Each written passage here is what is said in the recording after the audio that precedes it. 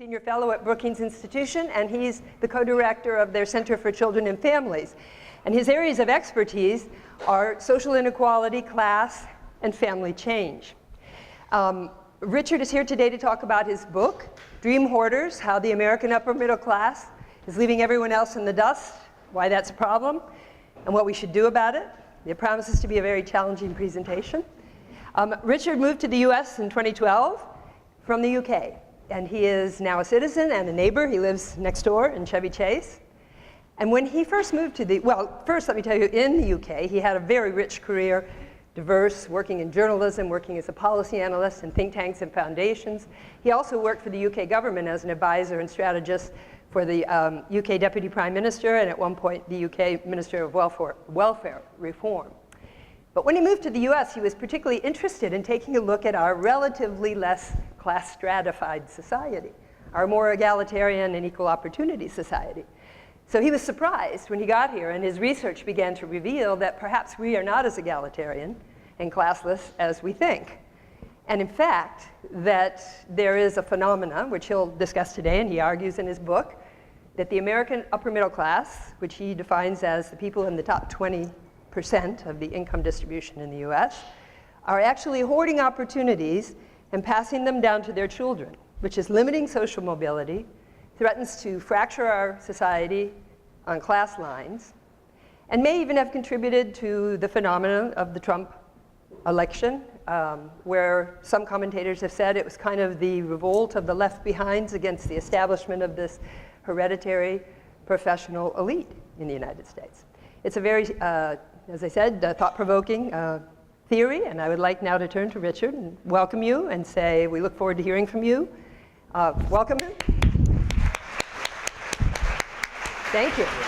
And Richard, we'll just do a few questions to get the ball rolling. We'd like to hear from you first, and then we'll turn to the audience and give everyone a chance to ask many questions.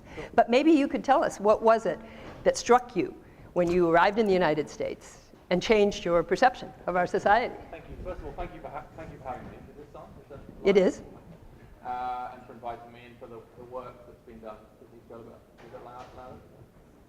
To put this event together. And also, Justin, can you please turn it up? Turn it up a little. Do I? Just press the button there at the top. Yeah, okay. Is it working now? I could just shout. If that's easy. Okay, there you go. Is it live now? Yeah. Great. Now it's really loud. Now I'll whisper. Shh. You might want to bring it down just a little bit. So I'm going to talk. How does that sound now? Is that okay? Not causing any pain? At least not, hopefully some intellectual pain in a moment. I also want to thank Anne for that introduction. That was a brilliant summary of my book. I'm actually not sure, I don't know if I can improve on it, but I'll say a few things about why I wrote it, but I'll be brief because I really do want to have the engagement. And you've anticipated one story already, so I'll start by saying there are almost like 4 different stories that come together here for me that had me write the book. The one is the story of class in the UK where I'm from and the US where I am now. So I became a US citizen in last October. Actually, on the very last day in Maryland, that you had to become a citizen in order to be able to register to vote in the presidential election. And it was the last ceremony of the day up in Baltimore where I took the oath. 47 countries represented, 53 people taking it, including from Afghanistan, etc. And it was a big deal for me, but wow, was it a bigger deal for some of the other people there. And I really reflect on that day. I'd become a little bit, it became a little bit practical for me almost. I wanted to get it done before the election. I wanted to have a US passport and so on. And so I'd been a bit caught up in the practicalities, but actually it was an incredibly moving experience. One that I'll never forget. And I particularly remember because it was the last day, and they kept saying, it's the last day to register to vote. Every single one of us walked from picking up our certificate of naturalization and walked over to the Women's League of Voters and registered to vote, every single one of us. I hope everyone then voted. I have to say that I voted in the presidential election here and in the Brexit referendum. I posted vote. So it was a banner year for me politically. It's really good. I actually had one of my best friends is French, and he texted me and said, "Do not take French citizenship under no circumstances. Don't do it." So I didn't, and Macron won. I mean, you do the math. But it was so for me though the story, and in the UK I grew up in a family environment and then a professional environment which was really kind of anti the class system. I tell the story of growing up and my mother forcing us to take ballroom dancing lessons because we went to a very ordinary high school, a very working class town. Because she was afraid that the inability to waltz properly at some future corporate event was going to prevent us from getting the promotion, right? She also threatened us with what we called electrocution. There was actually elocution lessons because we weren't talking proper. We were dropping our T's, we were speaking with a working class accent, and she felt that would hold us back as well. And so I had upwardly mobile parents who wanted us to succeed and who were very well aware that the saturation of class in the UK, it's just everywhere, in every interaction. People are constantly calibrating your class position. It's a class-bound society that she didn't want us to be held back. So I ended up in government working on social mobility, trying to battle against class divisions. I've always had this strong sense of the moral injustice of birth as destiny and class as position. Well, that sounds very American. That's one of the reasons why I probably ended up marrying an American and in America now. I've lived here before because the ideal is against that. Precisely the idea, which is not to say that America's always lived up to this and in some glaringly obvious ways it hasn't, but the idea is that you don't inherit your status. Mm-hmm. The idea of hereditary status is profoundly un-American. And that's one of the reasons I'm intellectually attracted. So I did all this work and then come here. And what I have come to believe is that the US class system operates more ruthlessly, effectively than the UK one I left behind. The US is a more class-bound society than the UK, not less. And I have stats and studies to show that, but at this point it's more a personal revelation to me really, but that it's so less aware of that there's this lack of class consciousness in the US because there's a veneer of classlessness and meritocracy and everyone can make it here. And meritocracy in particular, which is supposedly a warning from Michael Young, the British sociologist, has been taken by the US really as a camouflage for a really deeply unequal society. You said meritocracy is a warning of... It was supposed to be. When Michael Young wrote the book, The Rise of the Meritocracy, which gave rise to that word, the book was written as a warning against a society in which the rich came to believe they were entitled to their riches because they no longer got them as a result of being born lucky, they got them as a result of being brilliant and hardworking. And if you have a society where the successful are able to convince themselves that their success is wholly down to their own individual attributes, then you undermine empathy. You accelerate inequality because the winners win and think they won fair and square, right? At least, and I say this, I actually wrote a New York Times piece called Stop Pretending You're Not Rich over the summer, which got clogged up my email for a long time afterwards, which was basically about the top 20%. It was partly the kind of reaction is against this, is just to attack the idea that the US is a meritocracy really upsets people. And I think it's because the winners here really do want to convince themselves that they won fair and square. And the line I used I think I used in the book too, is at least in Britain, posh people have the decency to feel guilty. And actually there's something to that. And I actually, in a way, have loathed class guilt growing up in both directions. But there's something to that guilt. There's something to the fact that if you know that you were born, that you're lucky, that something about your status is actually not just about your own brilliance, that invites a different kind of conversation. I'm not saying the UK is equal, but at least there's a more honest conversation about it. So that was one real story, that realization. And then the particular moment was the 529 argument. I think you need to explain that for people. Yeah. So I'll briefly talk about that, which is, so it was, because it's relevant, because Chris Van Hollen was involved in it. January 2015, President Barack Obama, who for the young people in the audience was our last president, feels like a very, very long time ago, doesn't it? I mean, it really does. He actually became the first president that I've been able to discover who asked his own party to vote against one of his own ideas before it even got to Congress. And the idea was, in his budget in 2015, was to remove, going forward, the tax advantages to 529 college savings plans.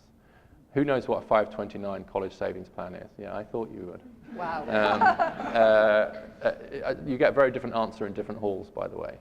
529 college savings plans are, if you're in the top fifth of the income distribution, if your household income is a healthy six-figure income, basically what 529 college savings plans are is a big tax gift from Bush. It was a Bush-era tax cut. Clinton had vetoed it the year before, which basically allows you to grow your savings, capital gains tax-free when you take it out, which only matters if you're rich, because only rich pay capital gains tax. And in Maryland, you get income tax deduction as well. So my wife and I, 2 kids, we can put $10,000 a year against our Maryland income tax. It's a handout to the upper middle class, pure and simple. It doesn't increase college savings rates. There's no impact on behavior as far as we can tell. It's outrageous. It's probably the most regressive element in the US tax code, and that is saying something. And Obama tried to get rid of it. And the idea was killed, but it wasn't killed by Republicans. Nancy Pelosi got a call when she was traveling on Air Force One with the president from India to Saudi Arabia. And the call was from Chris Van Hollen, who many of you may know, and who I admire greatly. Chris Van Hollen called Nancy Pelosi and said, "You have to kill this 529 plan. My constituents are losing it. My mailbox is filling up, you're kind of losing it." She agreed. She was having a similar experience in California, went into the president. The next day they killed the idea. It had, quotes, become a distraction. It was the liberal upper middle class that killed that tax reform, because somehow or other they had managed to convince themselves that they were entitled to this regressive tax break. Now it speaks to anxieties about college, etc. And that was a light bulb moment for me, Anne. I'm like, wow, wow. This is a problem. And that combined with the story about class. And then the last thing was my frustration at the top 1% stuff. I think the Occupy Wall Street, we are the 99% slogan has been deeply unhelpful. It's allowed people who by any reasonable measure are really pretty well off to convince themselves they're just ordinary members of the hard-working American middle class, and which is the biggest middle class in the world, by the way. 90% of Americans define themselves as middle class. Many of you probably think, well, if I ask you, you say, oh, well, I'm just an ordinary middle class person. It's a very big middle in the US. And so what the Occupy Wall Street thing, the top 1% and the anti-plutocrat sort of rhetoric about inequality, not that I disagree with it, has allowed too many of us off the hook. It has allowed us to evade our personal implication in the problem of inequality. And in the end, if inequality isn't personalized, we'll never get the politics right. But wait a minute. I mean, what's wrong with families working and supporting and finding ways to get kids into college? It's good for the kids, it's good for the society. What's the problem? There's no problem with everything you've just said. The question then becomes, should taxpayers subsidize me for doing that if I'm already affluent? That's the policy answer. So sure, I think if you have kids and would it be a good idea to save for their college? Yes. Is that the responsible thing to do? Yes. Should you be applauded for doing that? Yes. Should I give you money for doing that out of taxpayers' revenue? No. I should not, any more than, by the way, I should help you buy your house. Why not, though? Your book discusses implications of this kind of behavior, and there are other examples, but talk a little bit, what are the implications if that kind of behavior continues? Well, rising income inequality is a big part of the problem, and right now in many ways the tax code makes the inequality problem worse rather than better by having these handouts. I mean, the 529 is small, it's a couple of billion a year, it's going to grow a little bit. But the mortgage interest deduction is what, 70 billion a year? Again, almost all of the benefit goes to people at the top. And so if we're serious about tackling economic inequality, we have to be serious about giving up some of those subsidies that we currently, in my view, unfairly enjoy.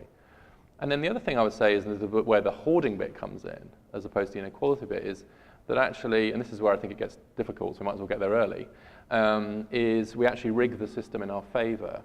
So it's not just that we have all these other advantages, but we zone our neighborhoods in ways that make it harder for people of more modest means to live there. Zone our neighborhoods. Zone our neighborhoods. So just the way we regulate our housing.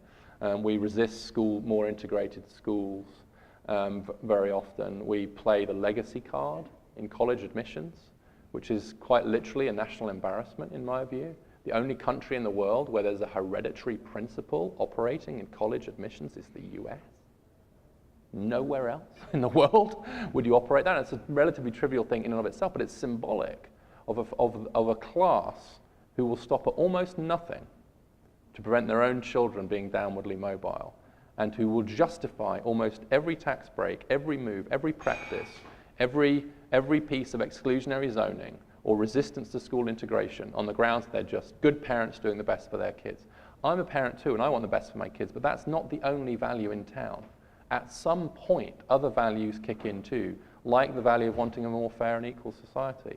And the book explores, I think, where it's most provocative is that line, right? The line, crudely, between good parenting and cheating.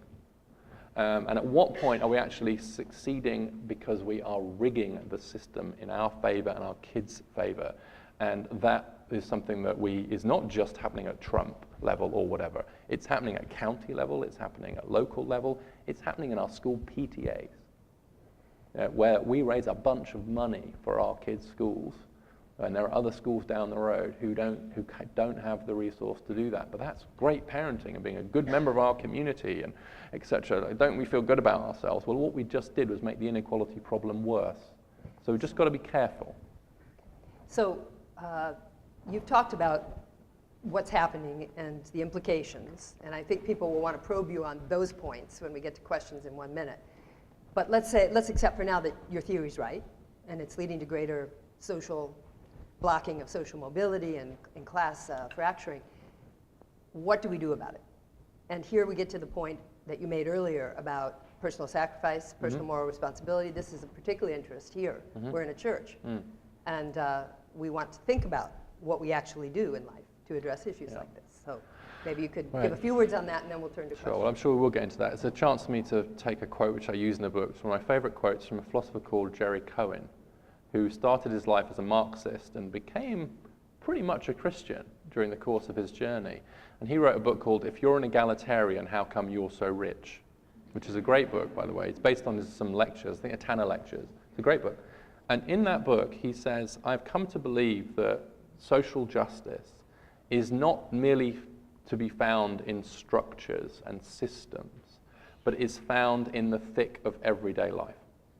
And I use that phrase a lot in my work, in the thick of everyday life, because there's something really, I think, lovely about this idea, is that it's in the thick of everyday life. It's in the decisions that we're making, micro decisions, as well as what's happening out there. And so there's a tendency, particularly I think for liberal upper middle class Americans, to vote their consciences. So they'll vote the right people and so on, but actually not necessarily live their consciences out in the things they're doing day to day, in their own schools, their own roads, their own communities, their own housing committees, etc. Because that's just, and sometimes that's much harder to do because it involves, to use your word, sacrifice. And I've come to believe that unless we're willing to give up some stuff, rather than just vote the right way every 4 years, that we're just going to see this kind of deepening class inequality. And so I think it does mean, I talk a lot about housing, and the way that we think about land use and the cost of land, because the high opportunity places are too expensive for ordinary Americans to live in now, and economic segregation of our neighborhoods is increasing. We are slightly less racially segregated, but we are more economically segregated. So if you live in an upper middle class neighborhood, like most of the ones around here, you are slightly more likely to have a black neighbor, but you are less likely to have a working class neighbor. So yeah, your neighbor might be black now, maybe. Still pretty unlikely, but because racial segregation remains incredibly high in the US, but there'll be a lawyer, right? You won't have a white bus driver living next to you. And so you're seeing this kind of economic segregation, which becomes an empathy gap, because you don't know what it's like to live on middle or lower incomes. So how we think about that, and how we vote locally on low-income housing, or the homeless shelter down in Chevy Chase, DC, that's an incredibly important part of it. How we react to school integration. Are we supportive of integration? I want the PTAs of BCC, where my kids go, and all the others, to start doing what Burning Tree, I think, did, which is give half their money to a poor school. I'd like to start a movement where PTAs give in affluent areas give half of that. So are you with me? And if you are, will you help me sign a letter to all the PTAs locally to do that? It means our kids will get half as much money in our schools. It means half of what won't go to our local kids' school. But if we're not willing to give half of it to other people's kids, then why don't we stop talking? Well, let's just shut up about inequality, right? So those are kind of specific examples. Who we mentor, where we volunteer our time. Don't take your own kids to work. Do what Brookings does, bring other people's kids to work, whose parents don't work, otherwise you're just perpetuating it. Just being reflective of some of those things. I could keep going, but I want to stop to answer the question. Yes. No, thank you for that great introduction, and I want to give everyone a chance to ask questions. So first I want to say welcome also to, I understand we have some people here who may be neighbors of Richard's from Chevy Chase. Thank you so much for coming. And maybe people can introduce themselves so we know who they are, and Richard knows who they are when we're speaking. Okay? Thanks, Ann. Hi, my name is Steve Volkers. I'm going to help facilitate questions because we only have one mic for the audience, and we do want you on the mic so we can record it. I ask three things. One, wait for one of us. I'll be working this side of the room. My wife, Amy, is going to be working the middle rows, and then Bill's going to be working the far side of the room. We're going to move from Ann's left to right to kind of keep the questions distributed. So wait for us. We'll get you guys the mic. Two, when you get the mic, speak into it like I wasn't just doing. Speak into it so that the microphone picks you up. So like this, not like I was doing originally. And then finally, like Ann said, we have a great mixed community here, some St. John members, some community members. So if you will, please introduce yourself before you ask your question. I am Steve Volkers, a member of St. John's, for example, and then go on to that. So who has a question to get us started? Great, perfect. Hi. I'm Alex Schmann. I'm a member of St. John's. I'm also a member of the town of Chevy Chase.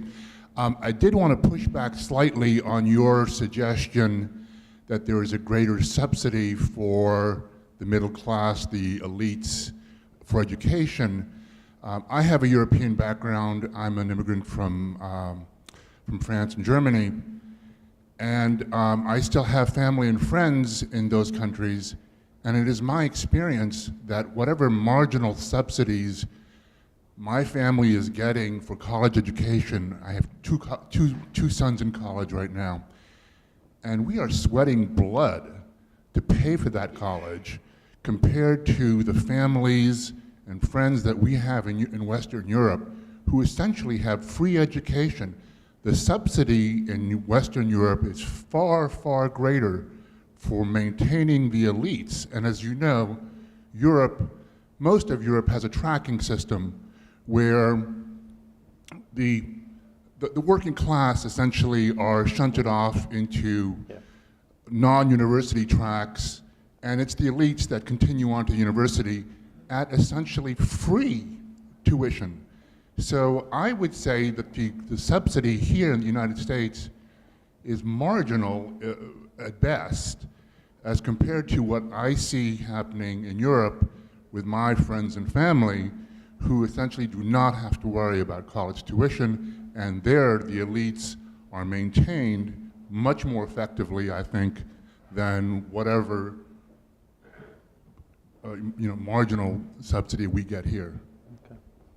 So there's it's a great question, thank you. So there's an empirical point there to start with, which is are the elites perpetuated more effectively in Western European countries than in the US? And if you use as a measure of perpetuation the chances of a kid born in the top 20% ending up in the top 20% themselves, they're less effective at it than the US. The US is better at perpetuating that top status than European countries are, including the UK. So in other words, by bringing my kids here, I'm actually reducing their chances of ending up lower down the ladder than they would have been in the UK. There's more circulation in the UK than there is in the US. As to why, different question. But I think education plays a big part of this, in the US.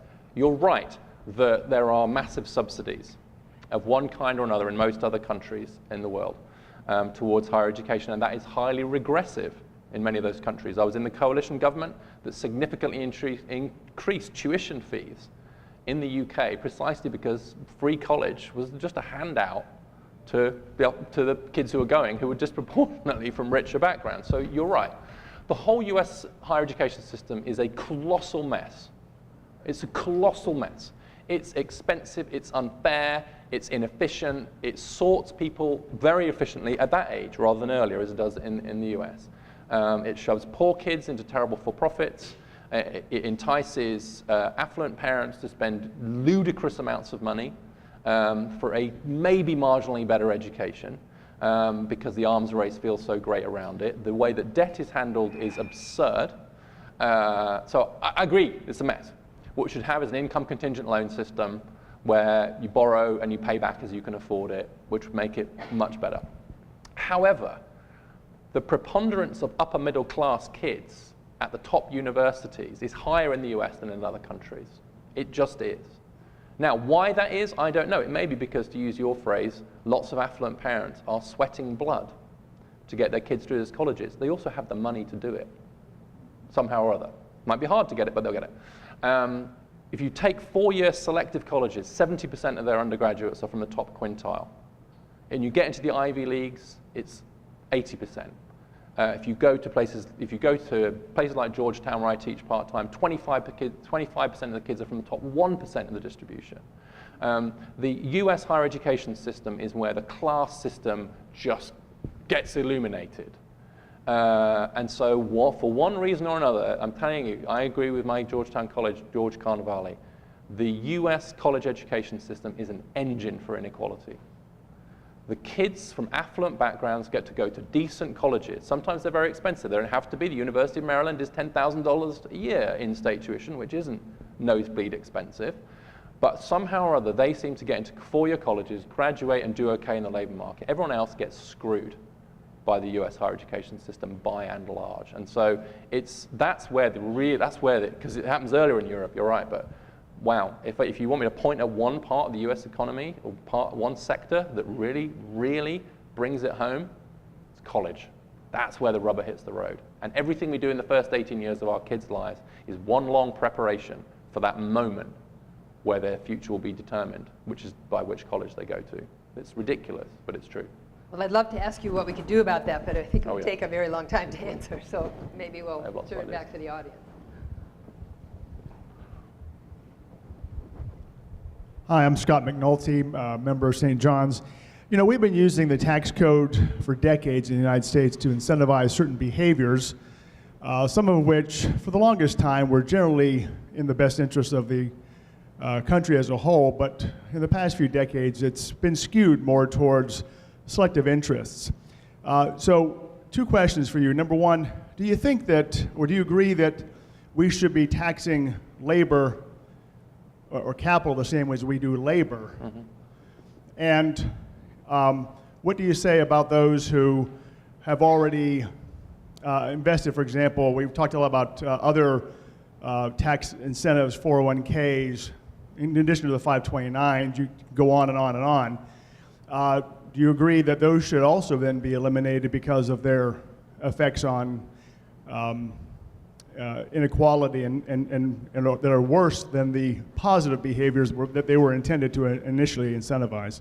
Thank you. So I'll be brief. The US does a lot of its social policy through its tax code, more so than other nations. And that can be good, things like the earned income tax credit and so on. But healthcare subsidies, another example of the way that's just how the US does a lot of its social policy. It's quite unusual in that sense.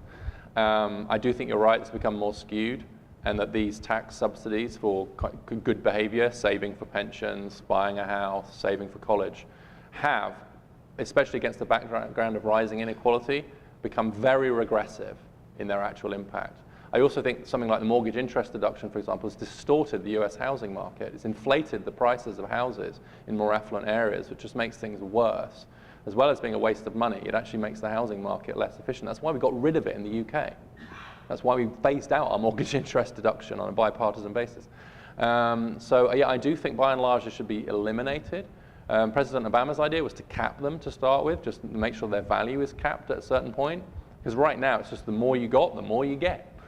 And so you could at least start by capping it, and then I would kind of phase them out. You can't just get rid of them overnight, because you have whole markets that are built around them, but you could certainly phase them out. You could certainly phase out mortgage interest deduction. And what I'd do with pensions, I wouldn't get rid of the tax subsidies for pensions, but I would put a cap and have a credit so that it's worth a lot more to poorer people who are saving, who need much bigger incentives than it is to those of us at the top, who can really, really make out. I mean, it's extraordinary. I'll give you a personal example. I am already in a position to max out my pension savings through my occupational pension, but I make a little bit of money on the side through self-employment as well. And my accountant says, oh, well, you can also save X thousands of dollars from that into a self-employed pension, which you can set against your marginal tax. So it's unbelievable to me. I was like, really? And of course, it would be irresponsible in one way for me not to do that, because effectively, the federal government are paying me to save for myself, even though I'm maxing it out on the other side. I mean, and then you get the gift tax avoidance, or whatever. The whole thing is A, deeply complex, but B, let's call it what it is. It's borderline corrupt, the way that the tax system works in the US. If you know how to play it, you can reduce your incidence of tax really strongly. So it's ugly, really. But what about the capital versus labor? Oh, I'm sorry. I'm Let sorry. us we need to get you on the mic so we can. No, you're right. record it. I'm sorry. Most of the things Totally agree. that are given to us in income end up being saved and create capital, which if you were to tax it on that end, you've essentially leveled it, but it takes time. No, you're right. I forgot that question. I think we should tax them exactly the same, at exactly the same level. And by the way, I would put capital gains tax on primary residences as well. I do not see why I shouldn't pay capital gains tax on my house when I sell it.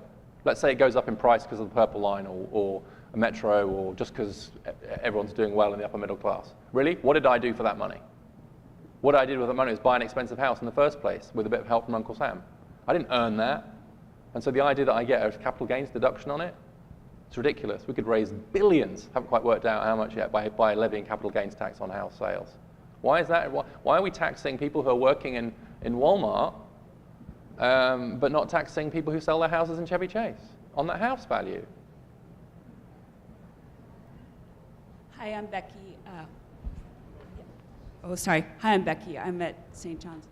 So I'm just so curious because what you're talking about seems different than just generosity or figuring out what to give. Like you're really getting down to a base level feeling, and I'm asking more instead of policy and government. Personally, you talked about walking through the thick of life, and I loved your example of deciding as a PTA to give half away. But really, I guess I'm asking about your values and when you hit the tough spot. So when you choose and where you choose, or how we do individually, to shift that or conform a behavior that maybe is against everything we want or feel that we need to do for ourselves. Does that make sense? It does. And I will say that the line is hard to draw.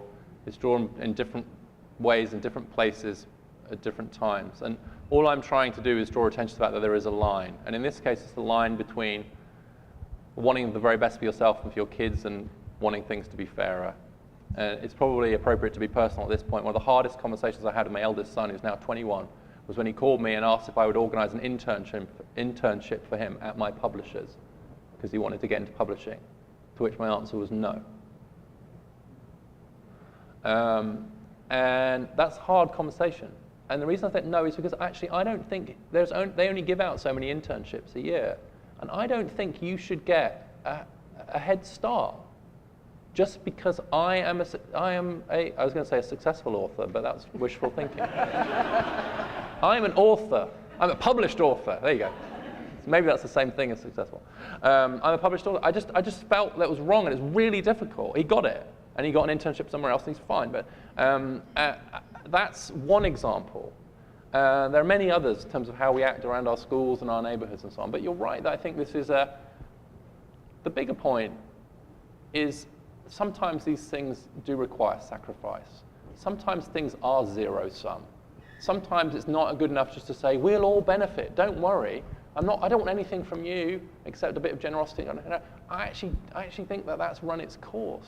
I think that trying to build a progressive, I'm using that term in hopefully in a relatively non-partisan way, but the kinds of changes we want to see requires a culture, which is a culture of sacrifice, a culture of awareness of your own privilege and a willingness to sacrifice some of what you have for the good of others.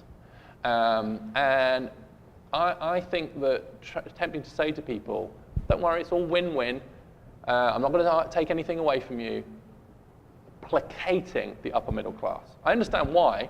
They're an incredibly powerful group, as we saw in the 529 thing. So I'm not even suggesting this is going to be a successful political strategy in the short term. It's a moral strategy. It may even be a religious strategy. which is you need to change the culture before you've got any chance of getting the politics, which will deliver the policies, which will actually do something about inequality. And so it does start here. It does start with how open our hearts are, how open our neighborhoods are, how open our schools are, how open our churches are. If we can't open up, then it seems to me all the brilliant policy ideas in the world spewing out of Brookings and elsewhere will just go nowhere because the culture is not appropriate to it. Look what happened to the 529 thing. There's a genuine sense of entitlement among the American rich. And unless we can actually change that narrative, people like Trump are going to keep winning. Thank you. I was just going to ask the same thing you just mentioned. I was just going to ask if you talk about things like unpaid internships and just other ways that that the young people are being told they need to do things that are paid less that you can almost not do unless like you have family that can support you. So I was just hoping you could talk a little bit about that. Yeah. Thanks. Thanks, good question. I do talk about that at some length. I think internships have become an important labor market institution, especially towards the top. Half of them are unpaid, and many of them are allocated on an unfair basis. And so it's a classic example of a way in which, without really thinking about it, we actually do end up rigging the system. Because if an internship is an important first step to a successful career, then how those internships are handed out becomes a non-trivial thing. We might convince ourselves, oh, it's just an internship. So someone asked me, can you get my nephew an internship at Brookings? And you're like, well, you like them, that you know them, they may even be your funder. He or she is good kid. Yeah, why wouldn't you do that? The answer you wouldn't do that is because it's profoundly unfair. Anybody shouldn't give out a job like that. And internships have that sort of thing. So I do talk quite a lot about that, yeah. I think it's a big and growing problem. And a good example as well is where I want to interrupt the narrative. So I did a thing at 6th and I with David Brooks. And my son, 17-year-old son, was in the audience. He got up, and Brooks had met him before. He got up to ask a question like this, just like you did. And he said, hello, Dad. I have questions for you. And Brooks said, yeah, this is going to be interesting. And he said, look, why shouldn't parents do everything they can within the bounds of the law for their kids? Why are you trying to stop it? And I was able to say to him, look, in the same way that I didn't give your older brother an intern, I would not help you get an internship. I just wouldn't do that. I need you to know that. I'll do all these other things for you, but I'm not going to do that. And David Brooks leant forward and he said, it's all right, Bryce. I'll sort you out. Just you can't win. I'm wondering whether you are not... Could you hold the microphone right up Yes. to your... Thank you. Whether you are not unwittingly helping your child think that he is going to be a member of the meritocracy because you did not help him into an internship. I'm wondering whether we can turn it around. Not help our children, but figure out a system where all children are helped. Mm-hmm. Not hope that our children are going to lower on the pecking order of society, but hope that the working class child is going to be able to join. And for that, I think, I'm wondering whether you think of tweaking the framework a little bit, seeing it as enlightened self-interest for our children. I have a 6-month-old granddaughter now, and I'm thinking this is a hell of a society to grow up into, the way in which this society, this unequal society now is. I'm very much hoping for a very different tax code that would structure that. I don't think we're going to get it at all, but pie in the sky vote, yeah. Hope, a completely different tax structure that allows the working class to rise and to get a more equal society. I would present that as enlightened self-interest. America, I think, does very well with the concept of enlightened self-interest. We do lip service for sacrifice. But if we can turn it around a little bit, the motivation a little bit, and see the self-interest, see that our democracy is going to hell right now. With this level of inequality, it is unsustainable. It is, A, not democratic, and the future for democracy is very, very dark. So I'm wondering whether we could tweak the framework a little bit, whether you think that that merits a little article, perhaps, enlightened self-interest. Well, I'm afraid you haven't tweaked the framework.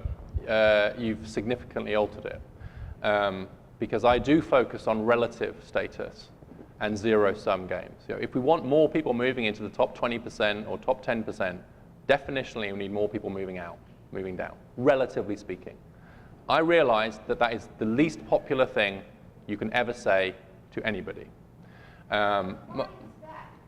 Because it's just it's a mathematical fact that the top 20% can only contain 20% of the population.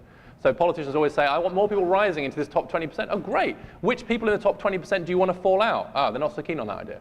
If you think of it as a pecking order. Yes, which it is. Well, let's say a good society would have... Sure. Okay. I understand your point. I'm just disagreeing with it. So the idea that let's just say here's the top and here's the middle, right? And right now the top's pulling away from the middle's not doing very well. Well, let's just help the middle to keep up with the top, right? If everyone was getting better off, no one has to change places. We can all stay on the same rung of the ladder. We're just going to pull the whole ladder up more. Listen, I think that'd be great. Everybody on the left wants that, pretty much. Where I think that runs out of road is it doesn't ask that much of us. It simply is. Well, all right. Well, it would redistribute. It would redistribute. Right. So, yeah. So. But it sounds to me like we're getting a bit into a discussion of values and how what a society values. You say the top 20% have. There's an implication that they have the best of everything. Well, we're in a. But why is a big house and a big car and a right. second house and a second car? Why is that the best of everything? Is I that best? think we're having two arguments. One is a very conceptual one about the difference between absolute and relative mobility, which I'll leave to one side for now. Because the thing I really want to take issue with is the idea that enlightened self-interest has served the US well. I actually think that the appeal to enlightened self-interest has been unsuccessful in delivering a more equal society. And the problem with that is because just by sticking the word enlightened in front of the word self-interest doesn't change the fact that you are appealing to people's self-interest. And I think that there are limits to how far appealing to your self-interest is going to generate a genuinely more equal society. And I also think that the attempt to appeal to enlightened self-interest as a way to generate more progressive politics in recent years has been tried and failed. And look where we are now. If you could point to the fact that the Democrat Party, which basically tried that line, we're only going to tax the people at the top, this is enlightened self-interest, it's in everyone's benefits, don't worry, I'm not going to come after you. Do you feel like that's been successful in recent years politically? I don't. And so I think there's a deeper challenge here, which is to go beyond self-interest and try and find a narrative around sacrifice and sharing. And personal moral responsibility. And taking personal moral responsibility for it. So I am trying to go well beyond self-interest. You're probably right that politically I'm utopian. What's the alternative? We've tried the alternative and it didn't work, is my blunt view. Do we have time Great. for one more question? Great questions, great discussion. We only have time for one more because we really have to wrap up at 11 o'clock. And I want to make one question at the end after this one. I have the microphone back here, and I just want to make a point. There are a copy of Richard's book is at the front, as well as a reproduction of his first chapter. So please look at both if you've got time. It's also out in audiobook format just this week, so if you prefer to listen to it. Perfect. And here's our last question. Hi, I'm Rob Mercer. I am a member of St. John's, and I've been in the mortgage business for 30 years. I also, I was listening to what you said, and I'm going to need some time to sort of process it, because I was raised by a single mom. I put myself through college. My number one goal as an adult, I think, has been to take advantage of whatever I can to afford my family a better life than I had, to give them the advantages to go to a better college, live in a better area. So I'm struggling with some of the, and we might be on the same page and I might just be too dumb to understand it, but I'm struggling to embrace some of your ideas. Specifically, we do a lot of mortgages for low-income people that everybody in this room subsidize through their taxes. And I heard you mention, if I understood it right, that you don't think it's fair that we pay for other people's housing. I don't know if it's fair either. It's just there. And I wondered what you thought of that, the fact that there's lots of first-time homebuyer programs that, again, everybody's paying for through their taxes. So it's two things there. One is, I don't want to be misunderstood. I think that there's a vital role for the government at all levels in helping people who could otherwise not afford to buy a house, to buy a house. I think that is an appropriate and progressive use of tax revenues. What I don't think is appropriate is to help people who are very affluent to buy an even more expensive house than they would otherwise have been able to. I do not need a mortgage interest deduction. I don't. And I shouldn't get one. The person who is struggling to get on the housing ladder absolutely should get the kind of credits you've got. And if I could take the $70 billion we spend on mortgage interest deduction now, I wouldn't use it for tax cuts. I would use it to subsidize, first of all, tenants, but also actually home ownership among the poorest who cannot afford to get on the housing ladder, right? They can't afford it now. And one reason they can't afford it is because it's getting more expensive. One reason it's getting more expensive is because the federal government's subsidizing it at the wrong end. It's subsidizing it at the top rather than at the bottom. So that's, to be absolutely clear, that's my point, is the mortgage interest deduction as a tax, it doesn't increase the number of people who buy houses by and large, really at the margins. What it does is it allows people to buy more expensive houses than they otherwise would. That's all it does. It is colossally economically inefficient as well as being regressive. But as to kind of, how do you react as an individual? Look, well, I'm having the same issue. We all are. And we all draw lines in different places. All I'll say is that in different societies at different times, the desire of parents to want their best for their kids has come up against different lines in terms of where that trumps a broader responsibility for a fairer society. So for example, up until the middle of the 20th century, Oxford and Cambridge did give a preference to the kids of people who'd been there. So my son applied to Oxford. He didn't get any special advantage just because I'd been there, because he was too late. Earlier on, they did do that, because they just thought it was a helpful thing to do.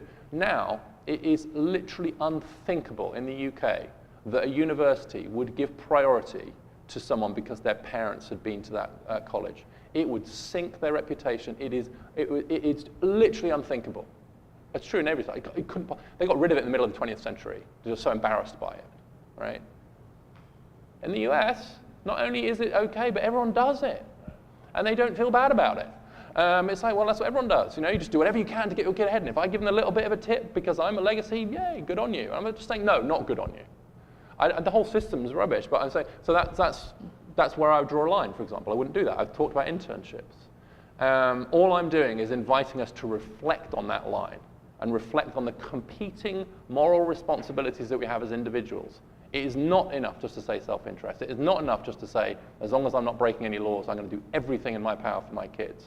This is difficult moral territory, but we have other moral responsibilities too, like other people's kids and a fairer society. And all I'm inviting us to do is bring those competing moral responsibilities into conflict, not only in our societies or institutions, but most difficult of all, in our own hearts and in our own minds. I'm not suggesting that's an easy thing to do, or that I'm finding it easy. I am totally convinced that it is a necessary first step to a fairer society. Painful though it is. Guess what? Good things don't happen without pain. Good things don't happen without sacrifice. And if I can't persuade people in a room like this of that, God help me. Richard, thank you. You answered my last question.